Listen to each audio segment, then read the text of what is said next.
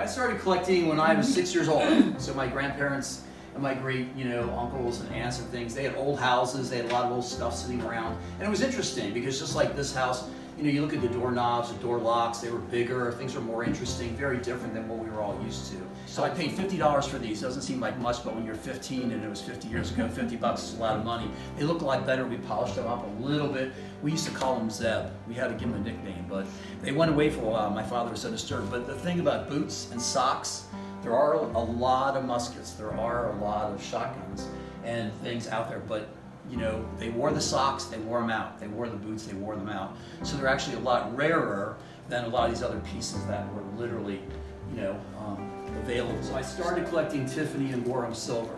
So that's kind of where it all started. So these are Tiffany dip pens.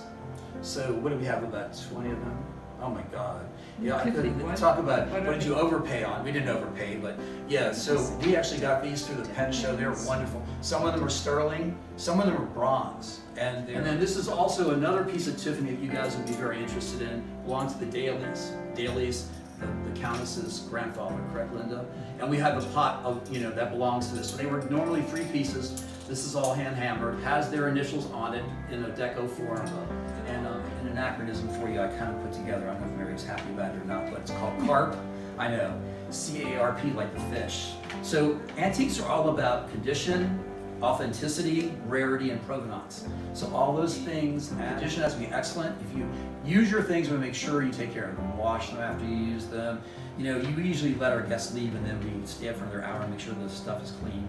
Make sure it's authentic, very important. Rarity is extremely important too. The rarer the piece, because the style it, will make it more valuable. And the provenance is extremely important because like these plates actually belong to the Schemmerhorns. So the Schemmerhorns were a Dutch family. They were one of the original families in the United States. A lot of Gilded Age wealth later in the game. They were related to the Astors. And the Astors were quite interesting animals, especially Mrs. Astor. But Schemmerhorns were really quite up there. So a lot of their pieces were sold recently by Westlers. The plate looks like it's very decorative, but it looks like export porcelain. It's not. It's French. So in the 18th century, they all wanted provenance. They wanted to be European. They wanted to be landed, whatever. So these were, a set of her dinnerware. They are marked on the back, has a French marking, but they are a little over the top, for a Chinese export, but still very nice. So interesting. I was talking to a couple of the ladies. I think it's a service for 12 dinners and 12 salads. Remember the Duke and Duchess of Windsor? So the Duke is the one who gave this to the guy who did his bust as King Edward. And of course, he abdicated for Wallace. It is. I talked to this younger woman, and she said, and I looked at the lamp, and Helen's familiar. The base was original. It still had its reservoir. It had been electrified, which was not unique for the period and all the real. She said, Jay, doctors, attorneys, so many folks have bought all these pieces, and they're all fake. It was unbelievable. You should always keep cash with you. Cash is not. It's certainly worth what it's always been worth, but some people don't really care. They'll take a credit card if you want to pay 3% more, but you normally will get things for less. Like this little tea box, this was, where were we at in Virginia at the antique show, one of the few antique shows that's still around, at Hanover Tavern.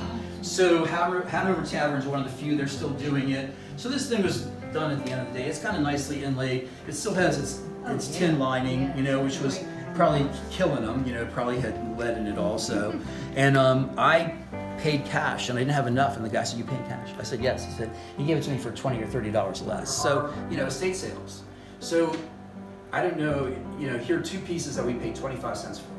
Salter, and I don't know who I was showing it to. Yeah, it was a master salt. It was dirty, and it was just full of buttons, and it was at a Kayleen's sale at the end of the day on Sunday. 25 cents, not bad, right? And another person I know and love gave me this bowl for 25 cents. I won't disclose who she is, but it cost me a lot more money to have it restored. And Live Auctioneers, go into Live Auctioneers, kind of talks about all the things that are coming up.